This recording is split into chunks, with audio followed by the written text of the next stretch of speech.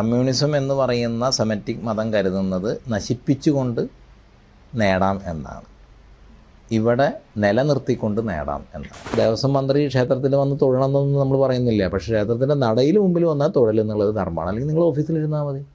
നിങ്ങളെ നടക്കി മുമ്പിലേക്ക് ആരും വിളിക്കുന്നില്ല. അപ്പോൾ കമ്മ്യൂണിസവുമായിട്ട് ഭാരതത്തിലെ കമ്മ്യൂണിസ്റ്റ് പാർട്ടിക്ക് ഒരു ബന്ധമില്ല എന്നാണ് ചൈനീസ് കമ്മ്യൂണിസ്റ്റ് പാർട്ടിയുടെ പ്രീമിയർ കൂടെ വന്നപ്പോൾ പറഞ്ഞത്. കമ്മ്യൂണിസമായിട്ടൊരു ഡിസൊല്യൂഷൻമെൻറ്റ് തോന്നി എന്ന് പറഞ്ഞല്ലോ, ഒരു ഡിസ്കണക്റ്റ് തോന്നി.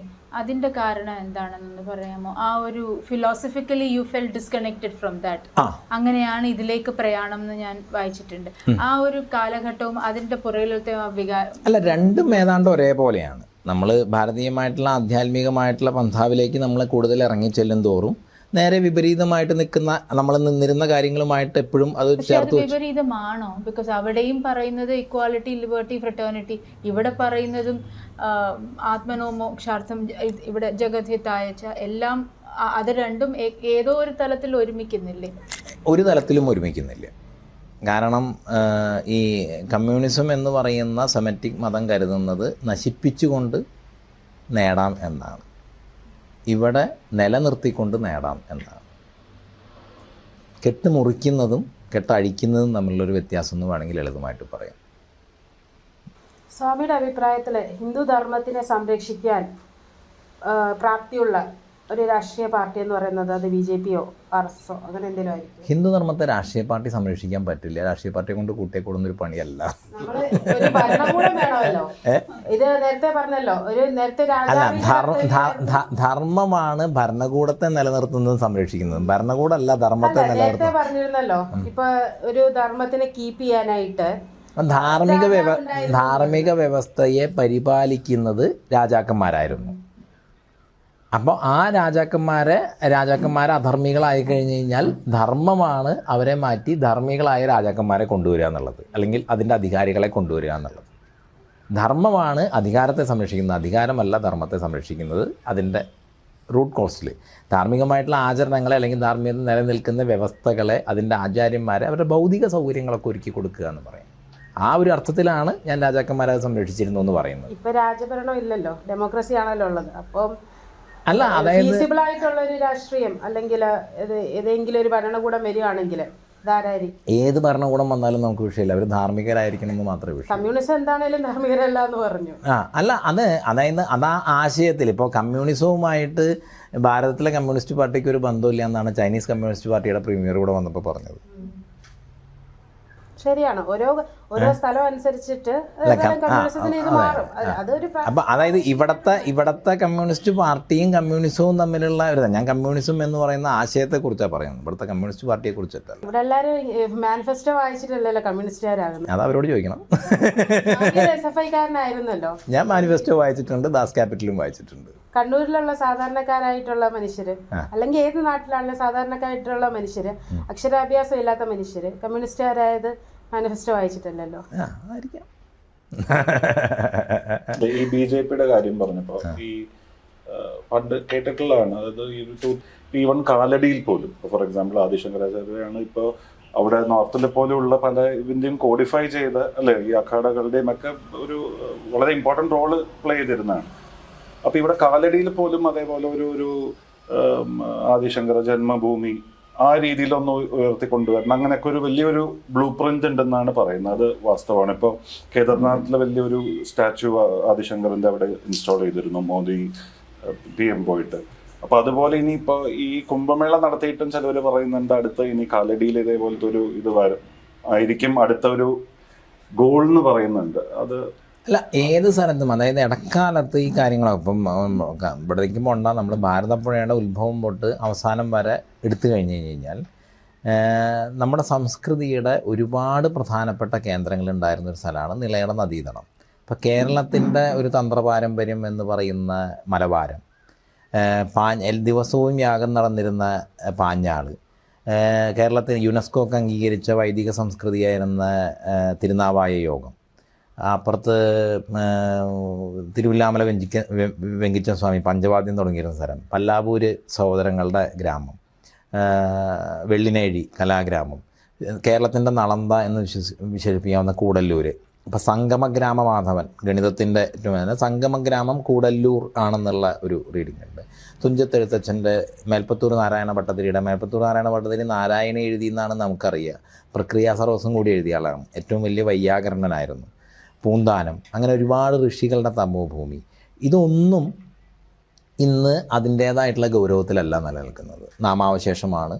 ചിലതൊക്കെ സർക്കാർ ഗ്രാൻറ്റുകൾ കൊണ്ട് ഒരു ഊർജ്ജശ്വാസം വലിച്ചു നിലനിൽക്കുന്നു എന്നുള്ള അവസ്ഥയിലൊക്കെ ഉള്ളതാണ്. അപ്പോൾ അതെല്ലാം ഒരു കാലഘട്ടത്തിൽ ഒരു ജനത, അതായത് ഈ അധിനിവേശ സംസ്കൃതിയുടെ ഒരു കാലഘട്ടത്തിൽ ആ ജനതയെ അതിൻ്റെ വേരുകളെ ശോഷിപ്പിക്കുകയോ വേരുകളിൽ നിന്ന് മുറിച്ചു മാറ്റുകയോ ചെയ്തിട്ടുണ്ട്. അതിൻ്റെ ദൗർബല്യമാണ് ഇന്ന് സാമാജിക ശരീരത്തിൽ കാണുന്നത്.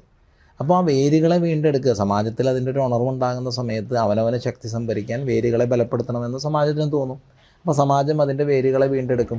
അതിനിപ്പോൾ പ്രത്യേകിച്ച് ആരെങ്കിലും ബ്ലൂ പ്രിൻ്റ് ഉണ്ടാക്കേണ്ട കാര്യമില്ല.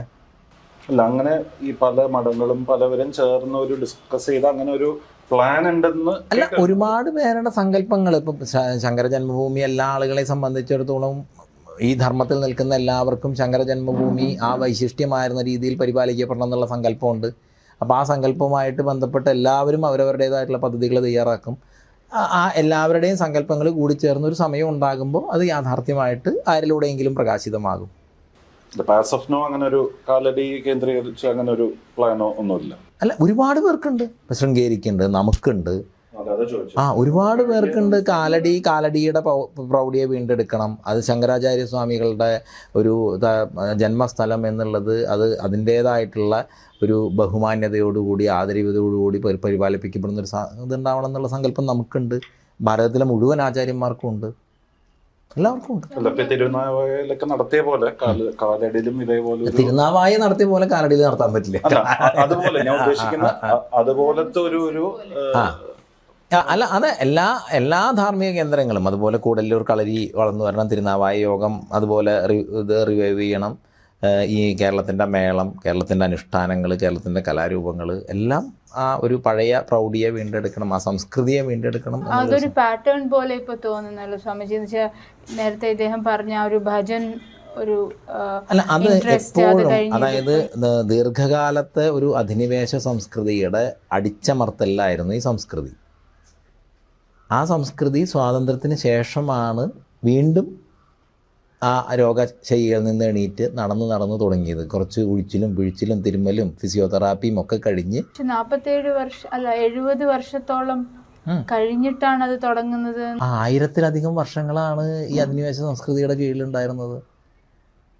അപ്പോൾ ഇവിടെ നിങ്ങൾ സ്വാതന്ത്ര്യം കിട്ടുന്ന സമയത്ത് ധാർമ്മികമായിട്ടുള്ളൊരു ഭരണ സംവിധാനമല്ല വന്നത് എന്നുള്ളത് കൊണ്ട് ഞാൻ നേരത്തെ പറഞ്ഞ പോലെ പരമ്പരാഗതമായിട്ട് വന്നിരുന്ന എല്ലാ അറിവുകളും അതിൻ്റെ സ്രോതസ്സുകളിൽ നിന്ന് വിച്ഛേദിക്കപ്പെട്ടു. നേരത്തെ പറഞ്ഞ വേലൻ മണ്ണാൻ സമുദായങ്ങളിൽ നിന്നൊക്കെ വൈദ്യത്തെ വിച്ഛേദിക്കപ്പെട്ടു, മറ്റുള്ള സ്ഥലങ്ങളിൽ നിന്ന് എഞ്ചിനീയർ മേഖലയെ വിച്ഛേദിക്കപ്പെട്ടു. അങ്ങനെ ഓരോ സംഗതികളും ആ അറിവുകൾ മുഴുവൻ വളരെ ദുർബലമായി, അല്ലെങ്കിൽ ആ പരമ്പരകളിൽ നിന്ന് വളരെ ദുർബലമായി മാറി. അപ്പോൾ അവരൊക്കെ വാർക്കപ്പണിക്കും സിമെൻറ്റ് പണിക്കും ഒക്കെ പോകുന്ന അവസ്ഥയിലേക്കായി. അപ്പോൾ അതിനെയൊക്കെ തിരിച്ച് ആ അറിവുകളെ അതായത് നിലവിൽ നിൽക്കുന്ന ആധുനിക കാലത്തെ അറിവുകളും പൗരാണികമായിട്ട് ഈ മണ്ണ് തുടർന്നു വന്ന അറിവുകളും ഇത് രണ്ടിനെയും കോർത്തിണക്കുക എന്ന് പറയുന്ന ഒരു സംഭവം കൊടുക്കാൻ സമയമെടുക്കും. ഈ സ്വാതന്ത്ര്യം കിട്ടിയ സമയത്തും ഒരു ധാർമ്മിക അഡ്മിനിസ്ട്രേഷൻ ആയിരുന്നില്ല എന്ന് തന്നെയാണ് പറയുന്നത്. ആ വ്യവസ്ഥ വന്നത് ധാർമ്മിക അഡ്മിനിസ്ട്രേഷൻ്റെ രൂപത്തിലായിരുന്നില്ല. ധർമ്മത്തിനായിരുന്നില്ല പ്രാധാന്യം, നേരത്തെ പറഞ്ഞ പോലെ രാഷ്ട്രീയത്തിനായിരുന്നു പ്രാധാന്യം. അല്ല സ്വാമിജി, ഇപ്പോൾ തന്നെ ഈ കേരളത്തിലും ക്ഷേത്രം സംബന്ധിച്ച് ഒരുപാട് കോൺട്രഡിക്ഷൻസും കോൺട്രവേഴ്സീസും വരുന്നുണ്ട്.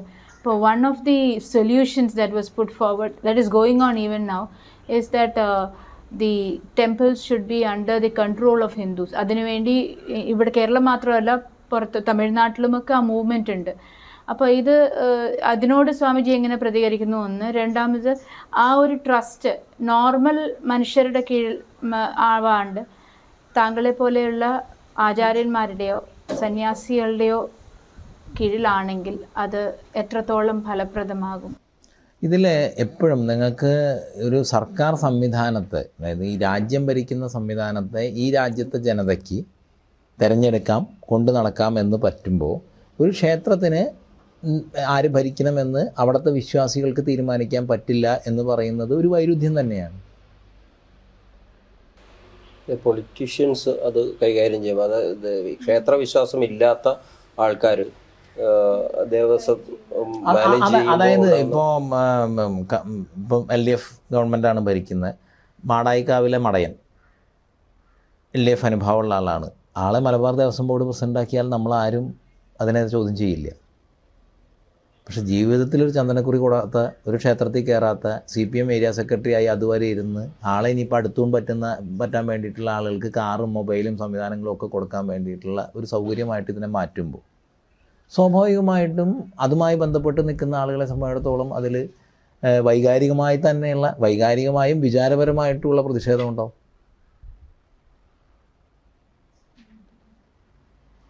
അപ്പം ഏത് മണ്ഡലത്തിലാണെങ്കിലും ആ മണ്ഡലത്തിലെ ആചാര്യന്മാരെയാണ് അതിൻ്റെ നേതൃത്വത്തിലേക്ക് നയിക്കുന്നത് എന്നുണ്ടെങ്കിൽ അപ്പോഴും അതിൽ നേരത്തെ പറഞ്ഞ ജനായത്തപരമായിട്ടുള്ളൊരു സംഗതി ഉണ്ട്. ആര് തീരുമാനിക്കുന്നു, ആ തീരുമാനം എന്നുള്ളൊരു സംഗതി ഉണ്ട്. എന്നാൽ പോലും ആ തീരുമാനത്തെ സാധൂകരിക്കപ്പെടും.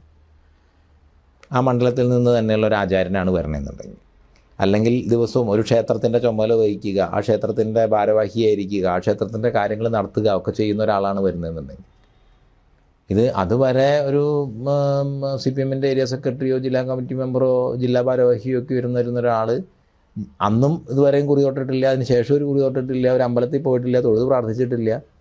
അപ്പം ഇതിൻ്റെ അധികാരികളാരും അമ്പലത്തിലേക്ക് വരണം. ഇപ്പോൾ ദേവസ്വം മന്ത്രി ക്ഷേത്രത്തിൽ വന്ന് തൊഴണമെന്നൊന്നും നമ്മൾ പറയുന്നില്ല. പക്ഷേ ക്ഷേത്രത്തിൻ്റെ നടയിൽ മുമ്പിൽ വന്നാൽ തൊഴൽ എന്നുള്ളത് ധർമ്മമാണ്. അല്ലെങ്കിൽ നിങ്ങൾ ഓഫീസിലിരുന്നാൽ മതി. നിങ്ങളെ നടക്കി മുമ്പിലേക്ക് ആരും വിളിക്കുന്നില്ല. നടക്കി മുമ്പിൽ വന്നില്ല എന്നുള്ളതുകൊണ്ട് ആർക്കും ഒരു പരാതിയില്ല, വിഷമവും ഇല്ല.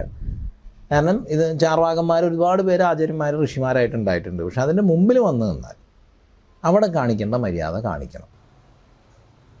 അപ്പോൾ ഇത് ഗവൺമെന്റ് കൺട്രോളിൽ നിന്ന് മാറണം, വിശ്വാസികളുടെ കൺട്രോളിൽ വരണം എന്നാണോ സ്വാമിജി? തീർച്ചയായിട്ടും.